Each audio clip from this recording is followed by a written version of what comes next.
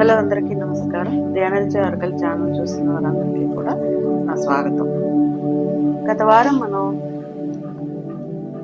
జీవితం యొక్క ప్రయాణంలో మనం స్పృశించుకోవాల్సినటువంటి విషయాల గురించి తెలుసుకున్నాం. వాటిలో ఆధ్యాత్మిక చింతన, భావోద్వేగాలు, తత్వము, ప్రేరణ, ఆచరణ మొదలైన అంశాల గురించి మనం తెలుసుకున్నాం. ఇప్పుడు ఈ వారం వీడియోలో జీవితాన్ని సఫలీకృతం చేసుకోవడంలో మన ప్రయత్నాన్ని ఏ విధంగా కొనసాగించుకోవాలి, ఎంత లోతుగా తెలుసుకోవడానికి మనం ప్రయత్నం చేద్దాం. మన జీవన ప్రయాణంలో మన చుట్టూ ఎంతో మంది ఉంటారు. ఈ లోకంలో జీవించడానికి మనం ఒక్కరిగా వచ్చినప్పటికీ కూడా మన చుట్టూ ఎంతో మంది ఉంటూ ఉంటారు. అది కుటుంబంలో కానీ, సామాజికంగా కానీ కొంతమంది వ్యక్తులతో మనం సత్సంబంధాలను ఏర్పరచుకోవాల్సినటువంటి అవసరత ఎంతైనా ఉంటుంది. అయితే ఈ లోకంలో మనం వేరువేరు మనస్తత్వాలతో, వేరువేరు ఆలోచన విధానాలతో ఉండేవారి మధ్య కలిసి జీవించవలసి ఉంటుంది. ఇటువంటి సమయంలోనే మనకి అనేకమైనటువంటి సందేహాలు వస్తూ ఉంటాయి. అంటే భగవంతుడు అందరినీ ఒకేలా సృష్టించినప్పటికీ నేనే ఎందుకు ఇలా ఉన్నాను, నాకే ఎందుకు సమస్యలు, నాకే ఎందుకు కష్టాలు, అందరూ బాగానే ఉన్నారు, ఇటువంటి ఆలోచన మనల్ని పాడు చేస్తూ ఉంటాయి అన్నమాట. థింకింగ్ అంటే నెగిటివ్ థాట్స్ తోటి మనం ముందుకు వెళ్ళవలసి వస్తూ ఉంటుంది ఒక్కొక్కసారి. అప్పుడు కొన్ని సందేహాలు కలుగుతూ ఉంటాయి. ఎలా అంటే ఈ మనుషులందరూ బాహ్య రూపాలు వేరువేరుగానే ఉంటాయి. అదేవిధంగా అంతర్గతమైనటువంటి ఆలోచన విధానం, వ్యవహారిక శైలి, వ్యక్తిత్వ లక్షణాలు అన్నీ కూడా భిన్నంగా ఉంటాయి. ఇలా ఎందుకు ఉంటున్నారు, ఇలా ఎందుకు జరుగుతుంది, ఒక్కొక్కరి జీవితం ఒక్కొక్కగా ఎందుకు ఉంటుంది? ఇలాంటి ప్రశ్నలు మనకి సమాధానం లేనటువంటి ప్రశ్నలుగానే ఉండిపోతుంటాయి. కొన్నింటికి సమాధానాలు వచ్చినప్పటికీ కూడా అవి మనకి సంతృప్తిని కలిగించవు, సాటిస్ఫాక్షన్ ఉండదు. ఎప్పుడైతే ఇటువంటి అసంతృప్తి మనలోకి వస్తుందో జీవితం పట్ల నిరాశ, నిస్పృహ, జీవితం పట్ల నిరాసక్తత పెరుగుతూ వస్తాయి. అవి ఎప్పుడైతే వచ్చాయో మన జీవితంలోకి ఒక నెగిటివిటీ వచ్చేస్తుంది. ఎప్పుడైతే ఆ నెగిటివిటీ వస్తుందో మనం జీవితంలో కృంగుబాటు దశకి వెళ్ళిపోతూ ఉంటాం. అటువంటప్పుడు తిరిగి మనం దాన్ని ఎలాగ అధిగమించాలి అన్నది తెలుసుకోవాల్సినటువంటి అవసరత ఎంతైనా ఉందన్నమాట. ఎందుకంటే ఆ విషయాలు తెలుసుకుంటేనే మళ్ళీ మనల్ని మనం నిలబెట్టుకొని, లేదా మనలో మనం ఆలోచించుకొని బలపడి శక్తి తీసుకుని ముందుకు వెళ్ళడానికి అవకాశాలు వస్తూ ఉంటాయి. దీనికి మనం వెనక్కి తిరిగి చూసుకుంటే మనకంటే ఏ విధమైనటువంటి సదుపాయాలు లేని కాలంలో మరి మనం మానవుడు ఎలా జీవించాడో చరిత్ర చెబుతూ వస్తుంది. అదేవిధంగా గత కాలంలో మన తల్లిదండ్రులు కానీ, మన అమ్మమ్మలు, తాతయ్యలు, నాన్న వాళ్ళ తరాలు చూసుకున్నట్లయితే వాళ్ళు కూడా ప్రపంచంలో ఎంత పరుగులు పెట్టినట్టుగా మనకి ఎక్కడ కనబడదు. ఆ లైఫ్ కూడా చాలా బాగున్నట్టుగా మనకి తెలుస్తూ ఉంది. అయితే నాగరికత, టెక్నాలజీ పెరిగిపోయిన ఈ దశలో ఇంకా మనం దేనికోసం ఇంత ఏ విధంగా పరిగెడుతూ ఉన్నాము, ఎందుకు శాంతి కోసం మానవుడు వెతుకుతూ ఉన్నాడు, ఎందుకు పరిగెడుతూ ఉన్నాడు అనేది మనం తెలుసుకోవాలంటే ఇక్కడ గమనించవలసింది ఏంటంటే మన వెనక తరాల్లో ఒక సమిష్టి కృషి ఉండేది కుటుంబాల్లో. ఆ సమిష్టి కృషి వల్ల ఒకరికొకరు ఆదరించుకోవడం, ఒకరికి సమస్యలు ఒకరికి చెప్పుకోవడం, ఇవన్నీ ఉండడం వల్ల అక్కడ బలము, శక్తి అనేది ప్రతి మనిషికి సమానంగా పంచబడుతూ ఉండేది. ఎప్పుడైతే ఆ బ్యాలెన్స్ ఆ మనుషుల మధ్య ఉండేదో జీవితానికి ఒక భద్రత ఉండేది. ఆ భద్రతే ఆ వ్యవస్థను అలా కాపాడినట్టుగా, లేదా వాళ్ళు శాంతిగా జీవించడానికి ఒక భరోసా కల్పించినట్లుగా మనం గమనించాలి. ఈ విధమైనటువంటి వ్యవస్థ సామాజిక సంబంధాలు వాళ్ళ యొక్క జీవన విధానాన్ని మెరుగుపరిచాయని మనం ఖచ్చితంగా ఒప్పుకోవాలి. ఇప్పుడైతే ఈ తరాలు కనీసం ఆ ముందు తరాల యొక్క జీవన విధానాన్ని అర్థం చేసుకోవాలనే ఆసక్తి కానీ, అవగాహన కానీ, ముఖ్యంగా చెప్పాలంటే సమయం కూడా లేదు వాళ్ళకి. ఆ విధంగా ప్రపంచం ముందుకు వెళ్ళిపోతూ ఉంది, పరుగులు పెడుతూ ఉంది. ఇటువంటి టైంలో మనల్ని లేదా ప్రభావితం చేసేటటువంటి అంశాలు, ఎన్నో వ్యాఖ్యలు, ఎన్నో మోటివేషనల్ స్పీచెస్ వస్తూ ఉన్నాయి. వాటిని కూడా వినడానికి ఆసక్తి చూపుతున్నారు. కానీ వాటిని ఆచరించడానికి ఎవ్వరూ కూడా ముందుకి రావట్లేదు. ఆ సమయము వారికి లేదనమాట. మనం కూడా వాటిని తాత్కాలికంగా విని ఆనందించడం, ఆ మోటివేషనల్ స్పీచెస్ కూడా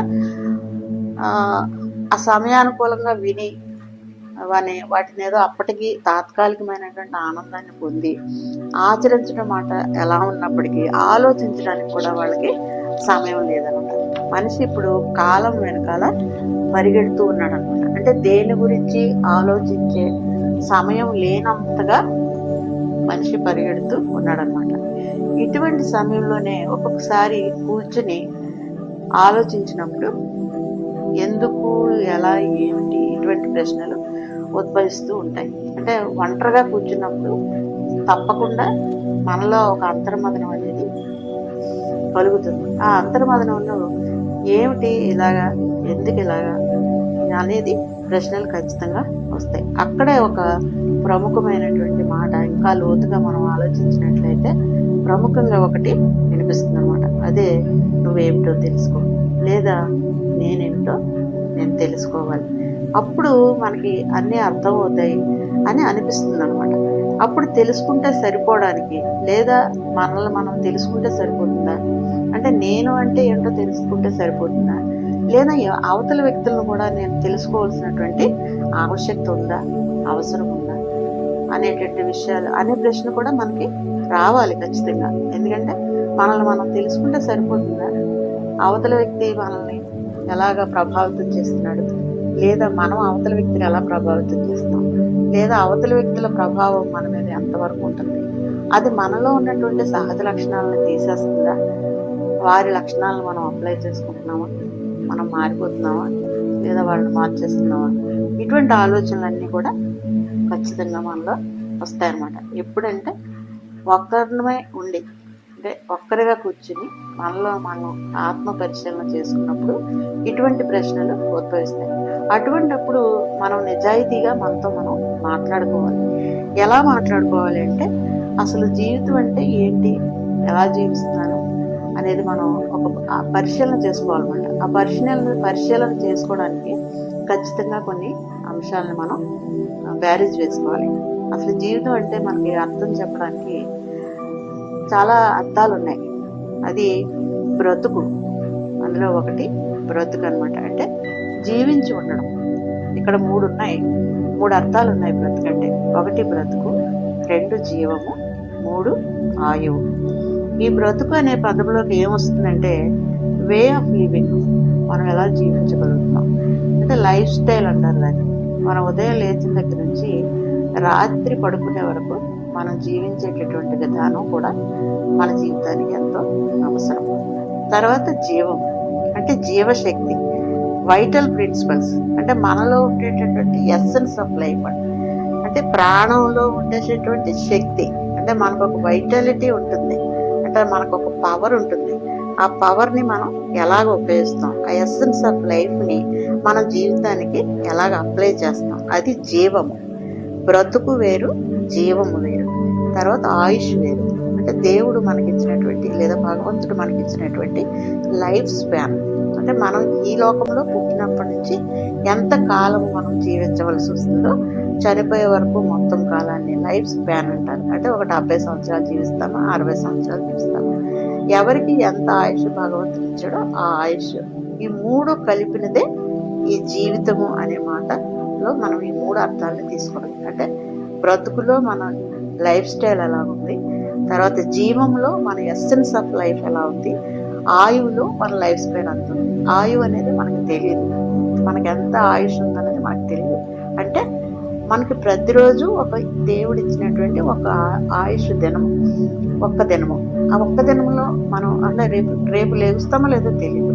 కాబట్టి ఆ ఒక్క దినాన్ని ప్రతిరోజు జీవితాన్ని ఆస్వాదించడం ఎలాగా అన్నది ఇక్కడ ఆయువు అనే మాటకి అర్థం అనమాట. ఎందుకంటే భగవంతుడు మనకి ఎంత లైఫ్ స్పాన్ ఇచ్చాడో మనకు తెలియదు, అది ఎవరికీ తెలియదు, మనకి అందరికీ ఇది ఎవరికీ తెలియదు. కాబట్టి ప్రతిరోజు మనకి భగవంతుడు ఒక గిఫ్ట్గా ఇచ్చాడు అనుకుని ప్రతిరోజు జీవితాన్ని ఆస్వాదించడమే దీని అర్థం అన్నమాట. అలాగే జీవితంలో ఈ మూడింటిని, బ్రతుకుని, జీవాన్ని, ఆయువుని మనం తెలుసుకుని జీవించగలిగితే కొంతవరకు జీవితం ఏంటో అర్థమవుతుందన్నమాట. ఇంకా మనకి ఇంకా లోతుగా జీవితాన్ని అంటే మనం ఏ అంశాలని మనం అప్లై చేసుకుంటే మనం ఇంకా లోతుగా జీవితాన్ని తెలుసుకుంటాం అనాలంటే ఇంకా 2 అంశాలు ఉన్నాయి. అవి ఇంటర్నల్గా అంటే మనలోంచి మన మనసులోంచి ఇంటర్నల్గా వచ్చేటటువంటి విషయాలు. ఇవి బయటకు కనబడేవి. ఈ బ్రతుకు, తర్వాత జీవము, ఆయువు, ఇవి బయటకి కనబడే లక్షణాలు. అంటే మన లైఫ్ స్టైల్ మనకు బయటకు కనబడుతుంది, మన ఎసెన్స్ ఆఫ్ లైఫ్ మనకు బయటకు కనబడుతుంది, మన ఆయుష్ అంటే మన దేహం ఈ ప్రపంచంలో ఎంతవరకు తిరుగుతుంది అన్నది మనకి బయటకు కనబడుతూ ఉంటుంది. ఇవన్నీ కూడా బయటకు కనబడేవి. మనకి ఇంటర్నల్గా ఉన్నటువంటివి 2 అంశాలు ఉన్నాయి. ఈ జీవితానికి అప్లై చేసుకోవాల్సినవి ఇంటర్నల్గా 2 అంశాలు ఉన్నాయి. అవి 1 జీవకళ, 2 జీవనోత్సాహం. ఈ 2 అంశాలు మనకి ఇంటర్నల్గా అంటే అంతర్గతంగా మనలో నుంచి బయటకు వచ్చేటటువంటి అంశాలు అన్నమాట. ఈ జీవకళలో మనకి ఏమేమి వస్తాయి? కాంతి, ప్రకాశము, తేజస్సు, శక్తి, బలము, శోభ. ఈ అంశాలు మనం ఈ జీవ కళ వస్తుంది అంటే మన ఫేస్లో ప్రతిఫలింపజేస్తుంది అనమాట.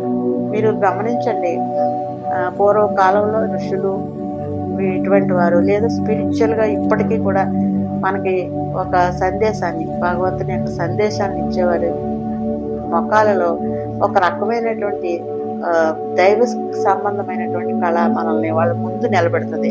వాళ్ళకి నమస్కారం చేసేలాగా, మనం వాళ్ళకి నమస్కరింప చేసేలాగా ఆ వర్చస్సు అనేది ఆ ఫేసుల్లో మనకి కనబడుతూ ఉంటుంది. ఇది మనం ఒప్పుకుని తీరాలి. అంటే వాళ్ళల్లో ఒక దైవికమైనటువంటి శక్తి, ఒక పవర్ని వాళ్ళు అప్లై చేసుకుంటారు లైఫ్కి. అది వాళ్ళ అంతర్గతంగా వాళ్ళు ఎలా ఉన్నారు వ్యక్తిగతంగా లేదా బాహ్య రూపంగా ఎలా ఉన్నారు అనేది మనకు అక్కడ అప్లై అవ్వదు. వాళ్ళ అంతర్గతమైనటువంటి అంశాలు ఆ ఫేస్లో, ఆ ముఖంలో ఎలా కనబడుతున్నాయి, వాళ్ళ యొక్క ఉనికి ఏ విధంగా ఉన్నది అనేది ఈ అంశాలన్నీ వస్తాయి అనమాట. అంటే కాంతి, లైట్ అనేది ఉంటుంది. తర్వాత బ్రిలియన్స్, తేజస్సు, ఒక బ్రైట్నెస్ అనేది ఫేస్లో కనబడుతూ ఉంటుంది. ఒక స్ట్రెంగ్త్ కనబడుతూ ఉంటుంది, ఒక పవర్ కనబడుతూ ఉంటుంది, ఒక బ్యూటీ, ఒక గ్రేస్, ఒక గ్లోరీ, అంటే ఒక తేజస్సు, ఒక శోభదాయకమైనటువంటి ఒక కవళికల ముఖంలో ఒక జీవకళ ఉట్టిపడుతుంది అంటారు. ఒక నది ప్రవహిస్తుంటే ఒక జీవకళ ఉట్టిపడుతూ ఉంటుంది అన్నారు. ఆ విధంగా ఒక జీవకళ అనేది మనలో అంతర్లీనంగా బయటికి రావాల్సి ఉంటుంది అనమాట. ఆ పవర్, ఆ స్ట్రెంగ్త్, ఆ గ్లోరీ, ఆ గ్రేస్, తర్వాత బ్రైట్నెస్, ఇటువంటి అంశాలు మనలోంచి ఎప్పుడైతే పెంపొందింప చేసుకుంటామో మన జీవితాల్లో అంతర్లీనంగా ఒక జీవకళని బయటకు తేవగలుగుతాము. అంతర్లీనం నుంచి జీవితం చాలా అద్భుతంగా ఉంటుందన్నమాట. ఎక్కడ కష్టాలు, సుఖాలు ఇవేమి మనల్ని ఏమి చేయవు. ఇది జీవకళకి సంబంధించింది. 2 జీవనోత్సాహం అంటే ఉత్సాహం, అంటే ఎంతూజియాజం ఆఫ్ లైఫ్. ఒక రకమైనటువంటి ఉత్సాహం ఎన్ని ఉన్నప్పటికీ మనం భగవంతుడిని ఆశ్రయిస్తే లేదా మనల్ని మనం నమ్ముకుని భగవంతుడిని ఆశ్రయించినప్పుడు ఒక రకమైనటువంటి ఎంతూజియాజం మనకి కలుగుతుంది. ఇవి నన్ను ఈ ప్రాపంచికమైనటువంటి ఈ కష్టాలు నన్ను ఏమీ చేయలేవు అనేటటువంటి ఒక కఠినమైనటువంటి సందర్భాన్ని లేదా మానసికమైనటువంటి ఉత్సాహాన్ని మనం తెచ్చుకున్నప్పుడు మన జీవితం చాలా అద్భుతంగా ఉంటుంది. ఇందులో మనకి ఏమేమి అంశాలు కావాలి? ఈ జీవనోత్సాహాన్ని మనం తెచ్చుకోవాలి అంటే మన జీవితాన్ని ఉత్సాహంగా, శక్తివంతంగా ముందుకి ఆస్వాదించాలి. నేను ఇందాక చెప్పాను, మనకు ఆయువు ఎంతో తెలియదు, ఆయుష్ ఎంతో మనకు తెలియదు. ప్రతిరోజు ప్రొద్దున్న లేచిన తర్వాత ఈ రోజు మనది, దేవుడు మనకి ఇచ్చాడు. ఆ రోజు కూడా ఏం జరుగుతుందో తెలియదు. అంటే ఈ క్షణం మనది, ప్రజెంట్లో మనం జీవించాలి. జీవించినప్పుడు నిన్నటిది వదిలేయాలి, గతాన్ని వదిలేయాలి. రేపేం జరుగుతుందో తెలియదు. నిన్న జరిగింది మనం మర్చిపోవాలి. తప్పులు ఉంటే ఒప్పుకొని మర్చిపోవాలి. ఈ రోజునే మనం ఆస్వాదించగలుగుతాం అన్నమాట. ఈ రోజుని, ఈ క్షణాన్ని మనం ఆస్వాదించగలగడం జీవితాన్ని ఉత్సాహంగా గడపడం.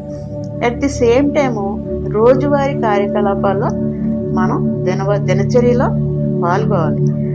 అంటే ఒక సమస్య వచ్చినప్పుడు ఉండిపోయి మంచం పెట్టేస్తారు కొంతమంది, లేదా ఇంతే నా జీవితం అని కృంగిపోతూ ఉంటారు. నో, ఎప్పుడైతే మన దినచర్యలు భాగంగా ఉంటామో మనకు ఖచ్చితంగా ఉత్సాహం వస్తుంది.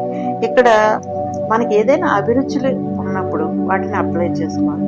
ఈ అభిరుచికి ఎప్పుడు కూడా విసుగు అనేది ఉండదు. విసుగు లేనిదే అభిరుచి. కాబట్టి జీవితాన్ని మనం ఉత్సాహంగా జీవనోత్సాహం కలిగి జీవించాలంటే జస్ట్ అంటారు దాన్ని. జస్ట్ అంటే జీవితంలో చురుకుగా నిమగ్నమవడం. ZEST, జస్ట్ అంటే జీవితంలో చురుకుదనం కావాలి మనకి. అంటే బద్ధకంగా ఉండడం అనేది చాలా మరి ఒక రకమైనటువంటి, అది ఎలా చెప్పాలంటే మంచి ఇది కాదు, మంచి లక్షణం కాదు. చురుకుగా ఉండేది మంచి లక్షణం అన్నమాట. చురుకుగా ఉండడం ఒక భాగ్యం అంటారు. కాబట్టి అది కూడా ఒక గిఫ్ట్ అనమాట. కొంతమంది చూడండి చాలా ఉత్సాహంగా ఉంటారు, కొంతమంది నాకు ఎందుకు ఈ జీవితం అన్నట్టు ఉంటారు. అలా కాకుండా మనం జీవనోత్సాహంతో అంటే ప్రతిరోజు ప్రతి క్షణాన్ని ఉత్సాహంతో ఆస్వాదిస్తూ రోజువారీ కార్యకలాపాల్లో పాల్గొంటూ మనకి ఏదైనా అభిరుచి ఉన్నప్పుడు దాన్ని విసుగు లేకుండా మనం దాన్ని ప్రయత్నం చేస్తూ జీవనోత్సాహంతో ముందుకు సాగినప్పుడు, చురుకుగా జీవితంలో నిమగ్నమై జీవించినప్పుడు మన జీవితం చాలా అద్భుతంగా ఉంటుందన్నమాట. అంటే జీవకళ కలిగి జీవనోత్సాహంతో జీవించడమే జీవితం యొక్క నిజమైనటువంటి అర్థం. అప్పుడు మనకి ఈ ప్రపంచంలో ఏదైనా జరగనివ్వండి, నీ పని ఇదే లేదా నా పని నాదే, ఆ పని కలిగి ఉండడం అనేది అన్నిటికీ సమాధానం. అప్పుడు ఆలోచనలు రావు, మన పని మనం చేసుకుంటూ వెళ్ళిపోతుంటాం. ఇతరులు ఏం చేస్తున్నారు అనే దానిపై కూడా మనకు దృష్టి పెద్దగా ఉండదు. అవసరమే కానీ అంతగా ఉండదు. ఎప్పుడైతే మన పని సాధనలో మనం ముందుకు వెళుతూ మన జీవితంలో బ్రతుకంటే ఏంటి, జీవం అంటే ఏంటి, మనకు ఎంత ఆయుష్ ఉందో మనకు తెలియదు. కాబట్టి ప్రతి క్షణాన్ని ఆస్వాదిస్తూ జీవకళ కలిగి, అంటే ఇన్ని లక్షణాలు, మనకు ఒక పవర్ ఉంది, మనకు ఒక స్ట్రెంగ్త్ ఉంది, మనకు ఒక బ్యూటీ ఉంది. ప్రతి వారిలో ఒక బ్యూటీ ఉంటుంది. ఇన్ని లక్షణాలు కలిగినట్టు భగవంతుడు మనకి ఇన్ని లక్షణాలు ఇస్తే మనం ఇవన్నీ పక్కన పెట్టేసి ఏదో కావాలి, ఇవన్నీ దేవుడిచ్చినవి, ఇవన్నీ భగవంతుడు మనకి ఇచ్చింది. ప్రపంచం కూడా అనేక వనరులు మనకి ఇస్తూ ఉంటుంది. ఇవన్నీ పక్కన పెట్టేసి ఇంకా ఏదో కావాలి, ఇంకా ఏదో చేయాలి అనేటటువంటి మరి కోరికలతో మనం ముందుకి పరిగెట్టినామంటే, పరిగెడుతూ పోతే మన అసలు గమ్యం ఏంటో మనం మర్చిపోతాం. కాబట్టి అసలు మనం ఈ లోకానికి వచ్చినటువంటి పర్పస్ ఏంటి, భగవంతుడు మనల్ని ఇక్కడికి ఏ పర్పస్తో పంపించాడు అన్నది ముందు మనం గ్రహించి, ఆ పర్పస్కి నేను గత వీడియోలో చెప్పినటువంటి 5 అంశాలని అప్లై చేసుకుని జీవితంలో జీవకళను కలిగి జీవితాన్ని ఉత్సాహంతో మనం ముందుకి నడిపించినప్పుడు తప్పకుండా జీవితం యొక్క పరమార్థాన్ని మనం సాధించగలుగుతాం. ఆనందంగా ముందుకు కొనసాగలుగుతాం. ఆ ఆనందాన్ని సెలబ్రేట్ చేసుకోగలుగుతాం. ఎప్పుడైతే మనం జీవితాన్ని సెలబ్రేట్ చేసుకుంటామో ఒంటరితనం అనేదే మన జీవితంలో ఉండనే ఉండదు. దానికి భగవంతుడు ఎప్పుడు కూడా సహాయపడుతూనే ఉంటాడు. ఈ డివైన్, యూనివర్స్ ఇవన్నీ కూడా మనకి సమకూడి అన్నీ కలగలిపి మనకి సహాయం చేస్తూ ఉంటాయి. దాని దిశగా మనం ముందుకు నడిపించినప్పుడు మన జీవితం ఎప్పుడు కూడా మనం అనుకున్నట్టుగా మనకి ఎలా కావాలో అలాగా ముందుకి కొనసాగేలాగా మనకి సహాయపడుతుంది అన్నమాట. ఇది ఈ జీవితం యొక్క బ్రీఫ్ ఇంట్రడక్షన్. దీనికి అనుసంధానంగా మనం శరీరాన్ని, మనసుని, ఆత్మని, బాడీ, మైండ్ అండ్ సోల్ని ఎలా నడిపించుకోవాలి అన్నది మరి తదుపరి వీడియోలో నేను వివరించడానికి ప్రయత్నం చేస్తాను. మరి ఈ వీడియో మీ అందరికీ నచ్చిందని అనుకుంటున్నాను. ఈ వీడియో ద్వారా మీకు నచ్చినట్లయితే లైక్ చేయండి, షేర్ చేయండి, సబ్స్క్రైబ్ చేయండి. అందరికీ ధన్యవాదాలు.